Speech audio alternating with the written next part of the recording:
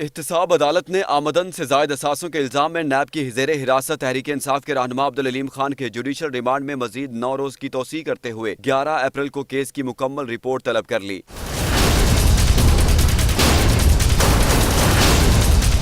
NAB کی جانب سے ملزم علیم خان کو احتساب عدالت میں پیش کیا گیا۔ اس موقع پر فاضل جج نے تفتیشی افسر سے استفسار کیا تحقیقات مکمل ہوئیں یا نہیں، جس پر تفتیشی افسر نے عدالت کو بتایا کہ انویسٹیگیشن کے لیے مزید وقت درکار ہے۔ فاضل جج نے کہا کہ ابھی تحقیقات ہو رہی ہے، ریفرنس کب دائر کریں گے؟ نیب تفتیشی افسر نے کہا کہ کیس کو انکوائری سے تحقیقات کے مرحلے میں داخل کرنے کی منظوری دے دی گئی ہے۔